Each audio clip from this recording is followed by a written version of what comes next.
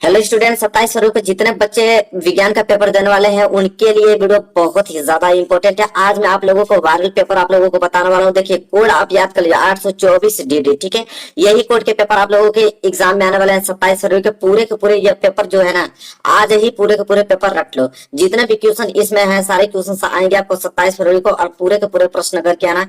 और सबको मैं बता दो, सबका 95 नंबर होना ही चाहिए, कम से कम 100 में 100 में 95 ऐसे होना चाहिए। ठीक है, पूरा का पूरा मैं आप लोगों को इस पेपर का हल बताने वाला हूँ, पूरा रट जाओ। ठीक है, यही पेपर आप लोगों को देखने को मिलेगा 100%। ठीक है, अच्छे तरीके से इस पेपर को अच्छे से तैयार कर लो। देखो, पूर्णांक 70 नंबर का वही रहेगा आप लोगों का। 3 घंटे 15 मिनट का समय मिलेगा, जो कि सब पेपर में मिलता है। ठीक है, यहाँ से अगर बात करें निर्देश को, तो निर्देश तो आप लोग 2 पेपर 3 पेपर दे दिए हो, तो निर्देश तो आप लोग पढ़ ही लोगे। ठीक है, इसके बाद यहाँ से चीजें स्टार्ट होती है। ठीक है, खंड और बहुविकल्पीय प्रश्न। वीडियो को लाइक कर देना, चैनल पर ना तो जरूर चैनल को सब्सक्राइब कर देना। ठीक है, आगे के सब्जेक्ट की तैयारी में आप लोगों को बहुत अच्छे से कराऊंगा। ठीक है, देखो 20 नंबर के बहुविकल्पीय प्रश्न आएंगे। मैं थोड़ा बड़ा कर देता हूँ ताकि आपको अच्छे से दिखे। देखो, पहला प्रश्न है क्या, उपखंड क में 20 नंबर के बहुविकल्पीय प्रश्न है। देखो, पहला प्रश्न यह है कि स्वपोषी पोषण के लिए आवश्यक है। स्वपोषी पोषण मतलब कि वह जो भोजन अपना स्वयं बनाता हो। स्वपोषी पोषण मतलब कि जो भोजन अपना स्वयं बनाता हो। जैसे पौधा है, पौधा अपना भोजन स्वयं बनाता है, तो पौधा जब अपना भोजन स्वयं बनाता है तो उसको क्या जरूरत पड़ती है? कार्बन डाइऑक्साइड तथा जल, कि क्लोरोफिल, कि सूर्य का प्रकाश, कि उपयुक्त सभी। तो मेरे प्यारे बच्चों, इसका राइट आंसर हो जाएगा ऑप्शन नंबर डी। क्योंकि जो पौधा अपना भोजन बनाता है तो उसके लिए कार्बन डाइऑक्साइड भी उसको चाहिए, उसको जल भी चाहिए, साथ ही साथ क्लोरोफिल भी चाहिए और सूर्य का प्रकाश भी चाहिए, तब जाके वह संपूर्ण अपना भोजन बना पाता है वो। तो इसलिए उपयुक्त जो है सभी, ये हो जाएगा राइट आंसर। याद रख लेना। ठीक है, एक भी क्वेश्चन बाहर नहीं जाएगा इससे। ठीक है, सारे प्रश्न आएंगे और रट जाओ। ठीक है, और सब जाके अच्छे से ट्रिक करके अच्छे से मार्क्स लेकर आना। देखो, दूसरा प्रश्न क्या है, हीमोग्लोबिन महत्वपूर्ण भूमिका निभाता है। देखो, हीमोग्लोबिन महत्वपूर्ण भूमिका निभाता है किसमें? उत्सर्जन में, तो उत्सर्जन तो होगा नहीं। श्वसन में, वृद्धि में, पाचन में। तो देखो, हीमोग्लोबिन महत्वपूर्ण भूमिका निभाता है श्वसन में। जब हम लोग सांस लेते हैं तो उसके थ्रू ब्लड जो है पूरे शरीर में जाता आता है। ठीक है, तो हीमोग्लोबिन की सहायता सही होता है वो। ठीक है, तो हीमोग्लोबिन महत्वपूर्ण भूमिका निभाता है श्वसन में। तो ठीक है, दूसरा जो है राइट आंसर हो जाएगा इसका। चलिए, 2 प्रश्न हो गया, तीसरा प्रश्न देखते हैं। देख लो, तीसरा प्रश्न यह है कि पादप में जाइलम उत्तरदायी है। पादप मतलब जानते हैं क्या होता है? पौधा। तो पौधा में एक जाइलम होता है। तो जाइलम क्या करता है? जल का वहन करता है, कि भोजन का वहन करता है, कि अमीनो अम्ल का वहन करता है, कि ऑक्सीजन का वहन करता है? देखो मेरे प्यारे बच्चों, पौधों में ना 2 ही चीज होता है इंपॉर्टेंट, जो आगे क्वेश्चन पूछता है। एक जाइलम होता है और एक आपका फ्लोयम होता है। ठीक है, देखो जाइलम कितना ट्रिक अच्छा है कि जाइलम मतलब जल, तो जल का वहन। तो जाइलम पूछना तो जल का वहन कर दो, पहला ऑप्शन। अब फ्लोएम कभी आता है कि पादप में फ्लोएम उत्तरदायी है, तो फ्लोएम यस मतलब क्या होता है? फूड। अब फूड मतलब भोजन, तो भोजन का वहन। तो जब आप लोगों को जाइलम दे तो जल का वहन होगा, जब आपको फ्लोएम दे तो भोजन का वहन होगा। इतना याद रखना। तो इसका पहला ऑप्शन क्या हो जाएगा? सही आंसर। चौथा क्वेश्चन अगर हम बात करें, तो मनुष्य में वृक, वृक एक तंत्र का भाग है जो संबंधित है। ठीक है, वृक, वृक मतलब जानते हैं क्या होता है? वृक मतलब होता है किडनी। तो किडनी संबंधित है किससे? पोषण से, शोषण से, उत्सर्जन से, परिवहन से। तो सबको मालूम है कि किडनी जो है वो आपका उत्सर्जन का काम करता है, क्योंकि टॉयलेट उससे बाहर जाता है, तो उत्सर्जन हो जाएगा। ऑप्शन तीसरा जो है इस प्रश्न का राइट आंसर हो जाएगा। ठीक है, अगर हम पांचवें की अगर हम बात करें, तो देखो पांचवा है कि निम्न में से कौन ऊर्जा का सिक्का या मुद्रा के रूप में जाना जाता है? ऊर्जा का सिक्का, एनर्जी ऑफ मनी, किसको कहते हैं? तो मेरे प्यारे बच्चों, कहते हैं एटीपी को। किसे कहते हैं? एटीपी। जब लोग हम खाना लोग खाते हैं तो खाना में जो खा के जब ऊर्जा उससे, हमारे भोजन से जो ऊर्जा प्राप्त होती है वो एटीपी के रूप में प्राप्त होती है। ठीक है, चलिए आगे हम देख लेते हैं। देखो छठवां प्रश्न याद कर लो। छठवां प्रश्न है कि मानव हृदय में कितने कोष्ठक पाए जाते हैं? देखो, कभी कभी कोष्ठक और कभी कभी वेश्मो भी पूछता है, तो कंफ्यूज मत होना। वेश्मो और कोष्ठ दोनों एक ही है। तो हृदय में कितने कोष्ठक पाए जाते हैं? 2, 4, 3 कि 6? तो मेरे प्यारे बच्चों, अगर हृदय की हम बात करें तो हृदय में 4 कोष्ठक पाए जाते हैं। ठीक है, 2 नीले होता है, 2 आलिंद होता है, इसलिए क्या हो जाएगा? बी जो है वो राइट आंसर जो है। कितने कोष्ठक पाए जाते हैं? 4 कोष्ठक पाए जाते हैं। चलो, अब यहाँ से उपखंड ख आ गया। इसमें आप फिजिक्स, यहाँ पे आप लोगों के फिजिक्स के क्वेश्चन आएंगे। देख लो क्या है। सातवां, प्रतिरोध का मात्रक होता है। प्रतिरोध का मात्रक क्या होता है? ओम, ओम प्रति मीटर, कि ओम मीटर, कि मीटर प्रति ओम? बताओ। तो प्रतिरोध सिंपल मालूम है कि प्रतिरोध का मात्रा क्या होता है, ओम होता है। तो ये जो है इस प्रश्न का राइट आंसर हो जाएगा।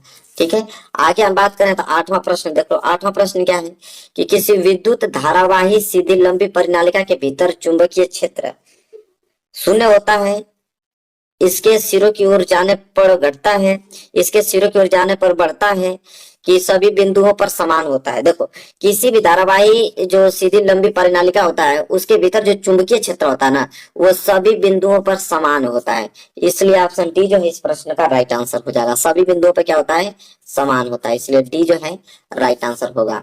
ठीक है, देखो प्रश्न नंबर 9। प्रश्न नंबर 9 यह है कि एक गतिमान आवेशित कण उत्पन्न होता है। कोई एक गतिमान आवेशित कण है, वो उत्पन्न क्या करता है, केवल चुंबकीय क्षेत्र कि केवल विद्युत क्षेत्र कि चुंबकीय विद्युत क्षेत्र दोनों की, इनमें से कोई नहीं। ठीक है, तो देखो मेरे प्यार बच्चों, कोई भी गतिमान आवेशित कण है ना, वो उत्पन्न दोनों करता है, चुंबकीय क्षेत्र भी उत्पन्न करता है और विद्युत क्षेत्र भी, इसलिए दोनों हो जाएगा। मतलब सी जो ऑप्शन जो है सही आंसर हो जाएगा। आगे हम बात करें 10वां प्रश्न देख लो। 10वां प्रश्न यह है, 10वां प्रश्न यह है कि गर्म जल प्राप्त करने के लिए हम सौर जल तापक का उपयोग किस दिन नहीं कर सकते। अगर गर्म जल प्राप्त करना है हमको, तो किस दिन हम लोग सौर जल तापक का उपयोग नहीं कर सकते हैं। धूप वाले दिन, तो धूप वाले दिन तो ऑलरेडी गर्म हमें प्राप्त होगा। बादलों वाले दिन, गर्म दिन, तो गर्म दिन भी प्राप्त होगा, तो ये दोनों तो आंसर होगा नहीं। वायु, वायु वाले दिन, तो भले भाई धूप रहे हवा चलेगा तो कोई फर्क नहीं पड़ता है उतना ज्यादा, तो ये भी नहीं होगा। बादल वाला दिन, अगर बादल पूरा घिरा हुआ है तो धूप तो निकलेगी नहीं, धूप नहीं निकलेगी तो हम भैया सौर जल तापक का उपयोग नहीं कर सकते हैं। तो बादल वाले दिन, मतलब कि बी ऑप्शन क्या हो जाएगा, सही आंसर हो जाएगा। आगे देखो 11वां प्रश्न यह है कि डायनामो परिवर्तित करता है। देखो डायनामो जो होता है परिवर्तित करता है क्या, रासायनिक ऊर्जा को विद्युत ऊर्जा में परिवर्तित करता है, कि ध्वनि ऊर्जा को चुंबकीय क्षेत्र में परिवर्तित करता है, कि यहाँ पे तीसरा ऑप्शन यांत्रिक ऊर्जा को विद्युत ऊर्जा में, कि यांत्रिक ऊर्जा को प्रकाश ऊर्जा में। बताओ डायनामो जो है ना, डायनामो क्या परिवर्तित करता है मेरे प्यार। जो डायनामो जो होता है ना, वो यांत्रिक ऊर्जा को किस में कन्वर्ट करता है, विद्युत ऊर्जा में कन्वर्ट करता है, इसलिए सी ऑप्शन क्या हो जाएगा, सही आंसर हो जाएगा। डायनामो याद रखना है। ठीक है, चलो ये तो आप लोगों का 11वां प्रश्न था। 12वां प्रश्न देख लो। 12वां प्रश्न यह है मेरे प्यारे बच्चों, 12वां प्रश्न की सामान्य स्वस्थ आंख के लिए दूर बिंदु होता है। सामान्य स्वस्थ आंख के लिए, अगर आपका आंख जो है, ये जो आपकी आंख है, वो आपकी आंखें बिल्कुल अगर स्वस्थ हैं तो आप कितनी दूर तक देख सकते हो। बताओ 25 सेंटीमीटर तक देखोगे कि 50 सेंटीमीटर की 100 सेंटीमीटर की अनंत। भाई अगर आपकी आंखें स्वस्थ हैं तो आप अनंत दूरी तक देख सकते हो ना, जैसे हम लोग चंद्रमा को भी देख लेते हैं, सूर्य को भी देख लेते हैं, मतलब अनंत दूरी पर देख सकते हैं अगर आपकी आंखें जो है स्वस्थ हैं। देखो 13वां प्रश्न क्या है। 13वां प्रश्न यह है कि निर्वात में प्रकाश की चाल आपका 3 × 10⁻8 मीटर पर सेकेंड है। तो कांच, कांच का अपवर्तनांक दिया है कि 1.5 है, तो प्रकाश की चाल क्या होगी। ठीक है, कांच में प्रकाश की चाल पूछ रहा है कि कांच में प्रकाश की चाल कितनी होगी। तो देखो कांच में प्रकाश की चाल बराबर क्या होगी, निर्वात में प्रकाश की चाल 3 × 10⁸ मीटर पर सेकेंड, और बटे में अपवर्तनांक, अपवर्तनांक कितना 1.5। जब इसको 10 में हटाएंगे तो ऊपर एक जीरो पड़ जाएगा, तो ऊपर 30 हो जाएगा, नीचे 15, तो काट देंगे तो 15 दूनी की 30, मतलब कि 2 × 10⁸ मीटर पर सेकेंड हो जाएगा। कोई ऑप्शन दिया है क्या, देखो 2 × 10⁸ मीटर पर सेकेंड, मतलब डी ऑप्शन क्या हो जाएगा, सही आंसर हो जाएगा। ठीक है, इतना सिंपल है, सारे क्वेश्चंस हैं। ठीक है, और देखो 14 क्वेश्चन, श्याम श्वेत फोटोग्राफी में प्रयुक्त होता है। श्याम श्वेत फोटोग्राफी में क्या प्रयुक्त होता है, एजीसीएल, PbNO3 ट्वाइस, PbSO4 के CaCO3। बताओ श्याम श्वेत फोटोग्राफी में प्रयुक्त होता है, सबको मालूम है कि एजीसीएल होता है। ऑप्शन ए जो है इस प्रश्न का राइट आंसर हो जाएगा। 15वां प्रश्न देखो क्या है कि एक उत्तल दर्पण की अगर फोकस दूरी 10 सेंटीमीटर है तो दर्पण की वक्रता त्रिज्या, तो ये बताओ कि F बराबर क्या होता है। ठीक है, F बराबर क्या होता है, R/2, और R में निकालूं तो R बराबर 2F। तो वक्रता त्रिज्या होती है फोकस की दुगुनी, तो फोकस हमारा 10 है तो 10 दूनी के 20, तो त्रिज्या क्या हो जाएगी 20 सेंटीमीटर हो जाएगी। इतना नॉर्मल प्रश्न है, बताओ एक भी छोड़ के मत आना, सारे प्रश्न करके आना। उपखंड ग, देखो उपखंड ग में देखो क्या है यहाँ पे, उपखंड ग में है मेरे प्यारे बच्चों कि धामन सोडा का रासायनिक नाम क्या है। धामन सोडा का रासायनिक नाम sodium chloride, sodium carbonate, sodium bicarbonate की सोडियम हाइड्रोक्साइड। तो देखो धामन सोडा मतलब कपड़ा धोने वाला सोडा का जो रासायनिक नाम है वो होता है सोडियम कार्बोनेट। अगर यही खाने वाला सोडा रहता है बेकिंग सोडा तो सोडियम बाइकार्बोनेट होता, लेकिन धामन सोडा पूछा है इसलिए सोडियम कार्बोनेट होगा। देखो प्रश्न नंबर 17 देखो क्या है कि निम्न में से कौन सी धातु अम्ल से हाइड्रोजन विस्थापित नहीं करती है। तो देखो अम्ल से हाइड्रोजन विस्थापित वही नहीं करेगी कि जो उससे कम अभिक्रियाशील होगा हाइड्रोजन से। तो हाइड्रोजन से कम अभिक्रियाशील क्या है बताओ? लोहा है, जिंक है, कि कॉपर है, कि मैग्नीशियम है? तो सक्रियता श्रेणी याद होगी, जिसको सक्रियता श्रेणी याद होगी इस प्रश्न का उत्तर तुरंत दे देगा। तो भाई देखो कॉपर जो है वो हाइड्रोजन के नीचे आता है, और नीचे आने का मतलब कि कम अभिक्रियाशील है। कम अभिक्रियाशील है तो भाई धातु अम्ल से हाइड्रोजन विस्थापित कर नहीं सकता। तो सी जो है इस प्रश्न का राइट आंसर हो जाएगा। देखो 18वां करा कि एलआई विकर्ण संबंध दर्शाता है। लिथियम विकर्ण जो है संबंध दर्शाता है किसके साथ? सोडियम के साथ, पोटेशियम के साथ, एल्युमिनियम के साथ, मैग्नीशियम के साथ। तो लिथियम विकर्ण जो है संबंध दर्शाता है किसके साथ मेरे प्यारे बच्चों? तो मैग्नीशियम के साथ दर्शाता है, Mg के साथ दर्शाता है। ठीक है, लिथियम मैग्नीशियम। ठीक है, अब देखो 19वां प्रश्न। एसिटिक अम्ल का आईयूपीएससी नाम पूछा है कि एसिटिक अम्ल का आईयूपीएससी नाम क्या होता है? एसिटिक अम्ल, एथेनोइक अम्ल, मेथेनोइक अम्ल, देखो मेथेनोइक अम्ल होगा, प्रोपेनोइक अम्ल। तो देखो एसिटिक अम्ल का आईयूपीएससी नाम जो होता है मेरे प्यारे बच्चों एथेनोइक अम्ल होता है। मतलब बी जो है इस प्रश्न का राइट आंसर हो जाएगा। ठीक है, आई होप आपको क्लियर हो गया। चलिए अगला प्रश्न देखते हैं 20वां। देखो 20वां प्रश्न यह है कि H2S या H2SO4 सल्फ्यूरिक अम्ल। ठीक है, कह रहा है कि अम्लीय विलयन का पीएच मान है। जब सल्फ्यूरिक अम्ल इसके मतलब होता है, तब आपको मालूम चल गया कि अम्ल होता है। ठीक है, तो जब अम्ल है तो जाहिर सी बात है कि उसका जो पीएच मान होगा 7 से कम होगा। तो शून्य तो होगा नहीं, 7 तो उदासीन होता है तो ये तो होगा नहीं, 7 से अधिक क्षारीय होता है तो होगा नहीं, मतलब 7 से कम। ऑप्शन सी जो इस प्रश्न का राइट आंसर हो जाएगा।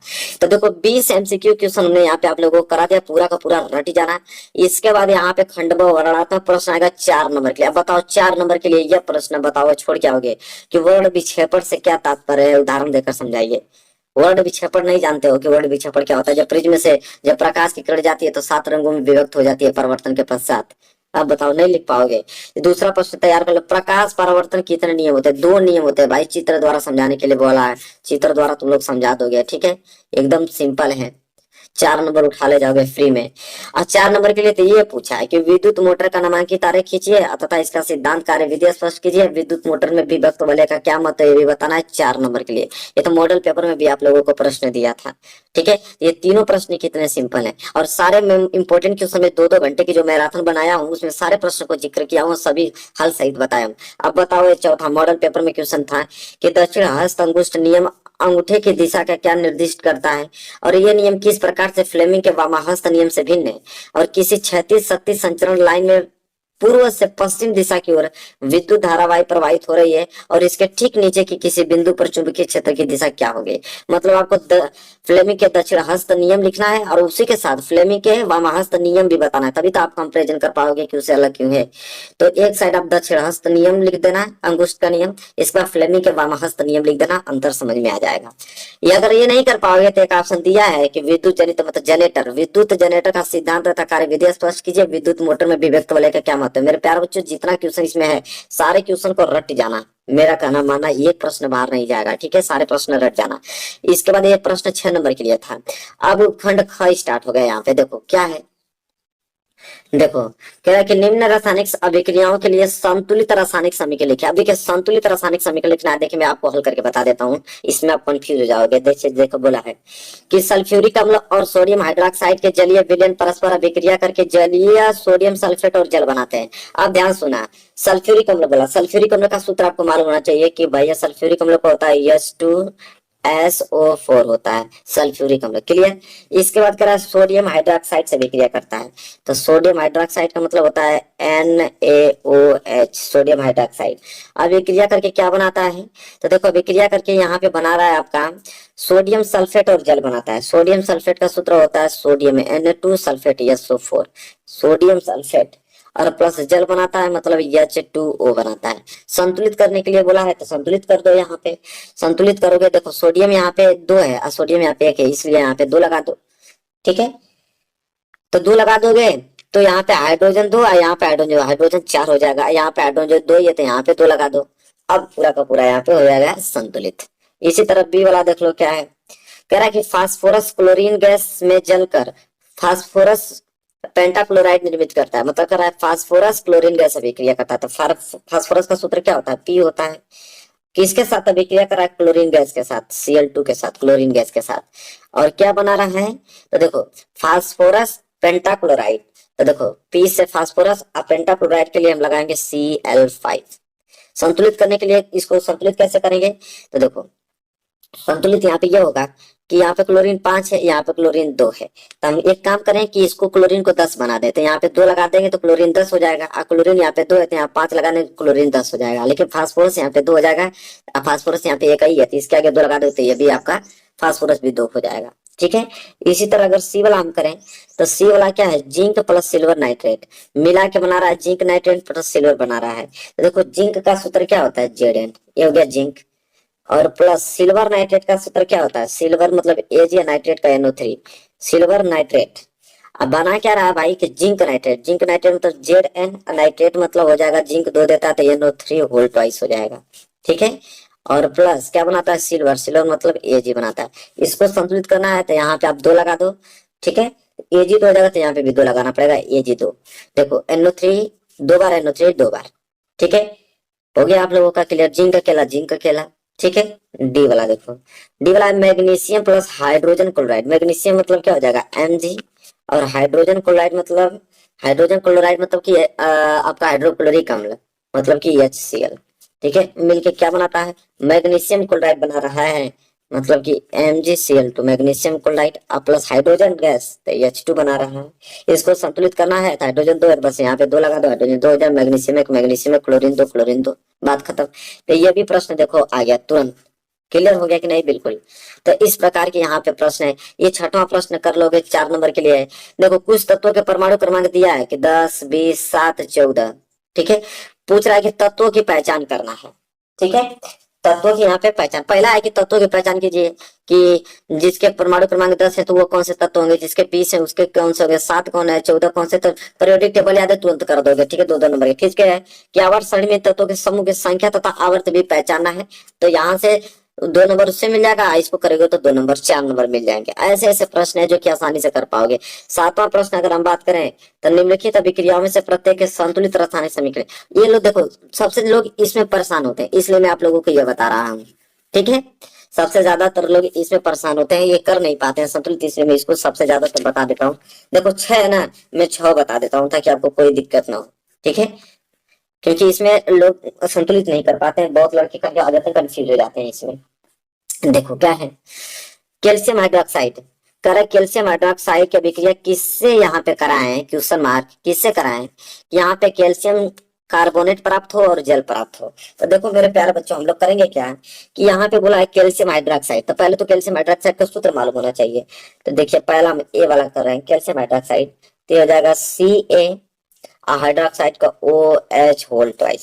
देखो कैल्शियम हाइड्रोक्साइड प्लस किससे अभिक्रिया कराएं? तो यहाँ पे हम अभिक्रिया करा देते हैं कार्बन डाइऑक्साइड से, CO2 से। जैसे CO2 से कराएंगे ना तो आपका कैल्शियम कार्बोनेट ही प्राप्त होगा, मतलब CaCO3 प्राप्त होगा, और प्लस जल प्राप्त होगा, मतलब कि H2O प्राप्त होगा।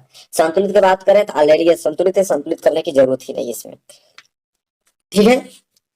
देखो क्लियर हो गया ना आप लोगों को? यार दूसरा देखो बी वाला, बी वाला है कि किसकी अभिक्रिया यहाँ पे भरना है कि किसकी अभिक्रिया हम सिल्वर नाइट्रेट से कराएंगे कि जिंक नाइट्रेट प्लस सिल्वर। तो यहाँ जिंक बोली तो तो 100% यहाँ पे जिंक होगा। ठीक है। तो जिंक और plus silver nitrate, silver nitrate का क्या होगा अभी हमने बताया था AgNO3, AgNO3 प्राप्त करेंगे तो जिंक नाइट्रेट प्राप्त होगा, जिंक मतलब Zn, नाइट्रेट मतलब NO3 होल ट्वाइस। ठीक है। और प्लस सिल्वर, सिल्वर मतलब कि Ag, इसको संतुलित करना पड़ेगा आपको। यहाँ पे Ag एक, नाइट्रेट यहाँ पे एक ही बार लेकिन 2 बार, यहाँ पे तो 2 लगा दो, लेकिन सिल्वर यहाँ पे 2 हो गया ना तो यहाँ पे 2 लगा दो सिल्वर, बात खत्म। ठीक है। क्लियर हो गया? संतुलित हो गया बिल्कुल। ठीक है। अब देखो तीसरा सी वाला, एल्युमिनियम। देखिए एल्युमिनियम है, इसके विक्रिया हम किससे कराएंगे कि एल्युमिनियम क्लोराइड प्लस कॉपर बनेगा। देखो एल्युमिनियम मतलब क्या हो जाएगा Al, किसके विक्रिया किससे करा कि एल्युमिनियम क्लोराइड, जहाँ 100% आप कॉपर क्लोराइड की बात कर रहा है, क्योंकि यहाँ पे कॉपर विस्थापित हो रहा है, यहाँ पे क्लोराइड मतलब क्लोरीन, तो कॉपर क्लोराइड। तो यहाँ पे हम कॉपर क्लोराइड से विक्रिया करेंगे, मतलब CuCl2 से विक्रिया कराएंगे, तब जाके आपका एल्युमिनियम क्लोराइड मतलब AlCl3 प्राप्त होगा, और प्लस कॉपर प्राप्त होगा, मतलब कि Cu प्राप्त होगा। इसको संतुलित करना है तो यहाँ पे देखो क्लोरीन यहाँ पे 3 बार है, ठीक है, और क्लोरीन यहाँ पे 2 बार। तो हम क्या करेंगे कि यहाँ पे 3 लगा देंगे तो क्लोरीन 6 बार हो जाएगा, तो यहाँ पे 2 लगा देंगे तो क्लोरीन 2 हो जाएगा। तो यहाँ पे 3 दूनी के 6 हो जाएगा, लेकिन एल्युमिनियम 2, एल्युमिनियम यहाँ पे एक ही है, ठीक है।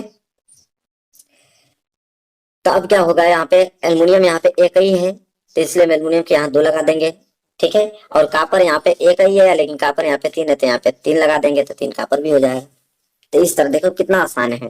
डी की बात करें तो डी वाला देख लो, barium chloride plus potassium sulphate आपस में विक्रिया करके बेरियम सल्फेट और क्या बनाते हैं, तो देखो बेरियम क्लोराइड है, तो बेरियम क्लोराइड का BaCl2 simple plus potassium sulphate का क्या हो जाएगा, पोटेशियम तो K2SO4 हो जाएगा।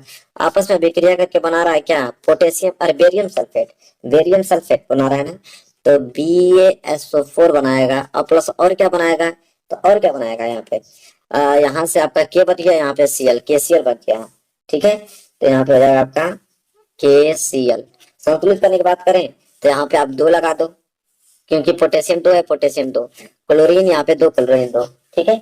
तो यहाँ से सिर्फ 2 लगाने से काम बन जाएगा, पूरा का पूरा संतुलित हो गया, ठीक है। ई की बात करें, ई वाला देख लो, मैग्नीशियम प्लस हाइड्रोक्लोरिक हम लोग मिलकर बना रहा है मैग्नीशियम क्लोराइड, और क्या बनाएगा, मैग्नीशियम, देखो मैग्नीशियम को होता है Mg, तो यहाँ पे हमने Mg कर दिया, ठीक है। और प्लस हाइड्रोक्लोरिक अम्ल का मतलब होता है HCl, हमने HCl कर दिया, मिलके क्या बना रहा है, तो मैग्नीशियम क्लोराइड मतलब कि MgCl2 बना रहा है।